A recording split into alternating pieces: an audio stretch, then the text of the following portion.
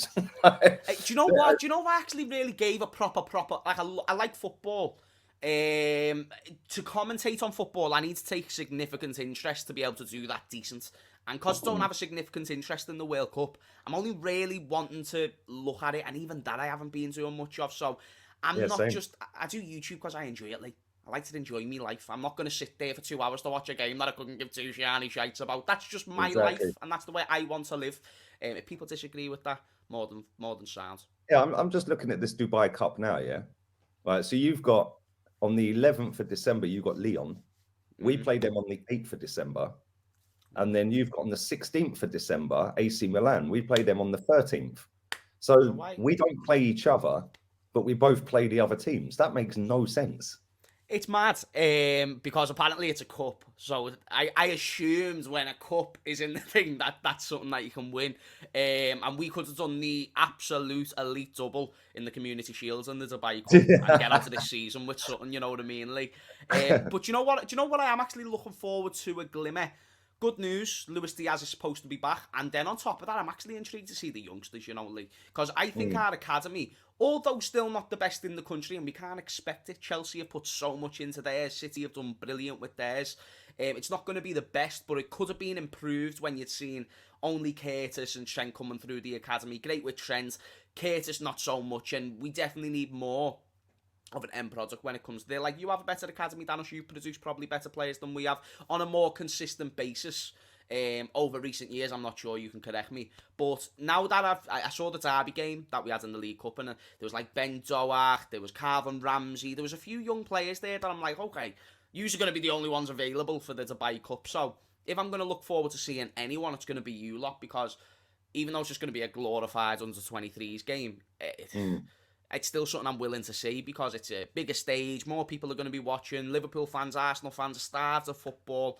It'll be a good opportunity for them to show themselves, and hopefully, like players like Calvin Ramsey, can he actually push Trent? I don't think it'll happen, but can he push Trent just to compete for the position? Put in a few good performances, and then when he comes back, it just makes Jurgen Klopp think.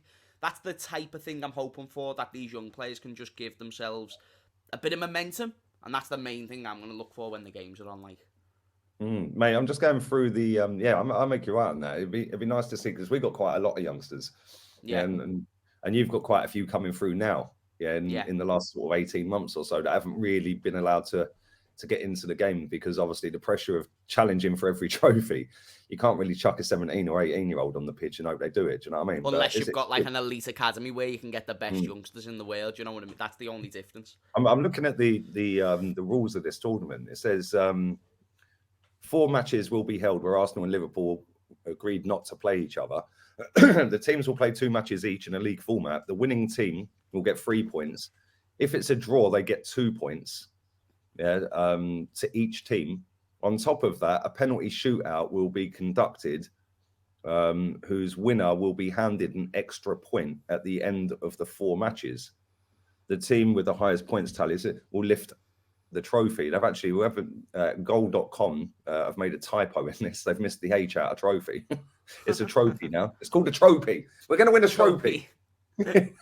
We're going to win a Nah, that's trophy. mad. That's just confused me. The only I can understand to a degree, if, because like I said, it's going to be a glorified under 23s game. If Arsenal and Liverpool play each other twice a season in an under 23s format, then why do they need to do it again? Maybe it's just to get the players something a little bit different. Mm. I'm trying to Plus, find we've some got a lot sense of to it players because that it's have not gone confusing me. to the World Cup. So we've got a lot of players that are at home. You know, like To be quite fair, quite a lot. I we're think doing all right, I yeah. think under half of our squad went. Only 10 players went, I think, and half of them ain't even played. Well, Darwin Núñez is out, Oh, so is he out? or he will be out. One of the two. He'll end up like Uruguay. I don't see them going through, so they'll probably go out. I just haven't kept up with the World Cup enough, but I'm going to assume we're going to get quite a few of our players back fairly Mm. soon. Yeah, See what happens with you're the England side as well. you're also linked to loads of players. Like, I literally just typed in Liverpool transfer news, right? And it comes up with Gakpo, comes up with Vlahovic, comes up with Enzo Fernandez, like literally comes up with Calcedo. Like, bro, the next Jude Bellingham is apparently Moses Caicedo. Apparently, he's the next Jude Bellingham. How old's Jude Bellingham? Because I'm pretty sure that he He's ain't really younger done than nothing. Casayeto. He is. He's 19. Casayeto's 20. And this I guy's don't apparently get. the next Jude Bellingham. Do But you know what? Shout out to Jude Bellingham. I just don't know how you're saying you're the next someone when they haven't even like become. I don't know. I love the idea of us being able to get these players, right? And I love the idea of some of these players joining us. I think squad depth is essential going forward if we're going to be keeping on competing because, you know, I say it on a few streams, Lee. I think the reason why Liverpool have done so well in the European aspect is because with the budget they've been given, which is a good budget, I know some people mistake when I speak about our budget like as if we're skint. It's not that at all. It's just we only have enough really to keep a world-class 11 together. That's why you see us do well on the European stage because although you get the exceptions, usually you have to be I think it's harder to win the Champions League than the Premier League, purely on the premise that more teams have won league titles than Champions Leagues if your name's not Nottingham Forest. And that's why I think we've done well in the Champions League. We've got to 3 finals, we've won one of them, but we've always lost to the team that's the superior, which is Real Madrid, so it's not terrible on that front. So the point that I'm making there is when we've got to all these finals, it's been because of our 11. And that's why now, if we can get Gakpo or Kudus from Ajax, who I'd love, that's a good option. It's young. It's a young player who can inject something quite different into the game. I like Kudus because he's flary, he's quick, he's got that energy about him, but he's also known for being able to control the ball in a specific system. And again, he's different to Firmino, kind of like a young, more quicker version of Firmino, who's versatile, can play in the middle, play out on the wide. Might not be as strong technically, but still very, very solid. So these are the type of players that I want. It's just, I remind myself of the fact FSG, although linked away, are still the owners. And if they do not have a massive incentive to spend big money, we should not be expecting any of the players you just mentioned, purely on the premise they're going to be. I heard Enzo Fernandez was going to be 85 million. I heard Casayeto was going to be like 40 to 50, which is maybe possible. But again, you know, if you want to improve right now, do you want to spend that much on a player who is still... The jury's still out, you know what I mean? We still don't know if Casayeto is guaranteed to be the one. So we need to be precise in who we sign. And I just don't see it being any of these big... It could be one of them. But even once we bring one of them in, let's say it's Casayeto, okay, you've now brought in a 20-year-old midfielder who might be good enough.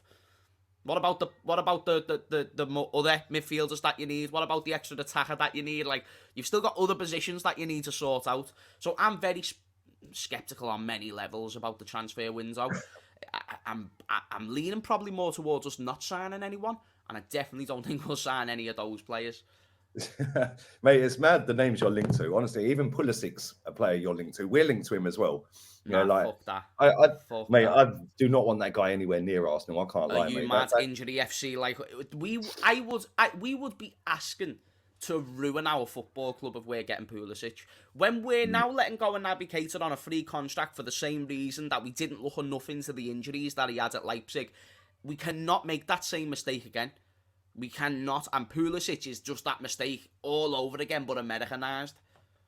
Yeah, facts. So I hope it doesn't. Facts.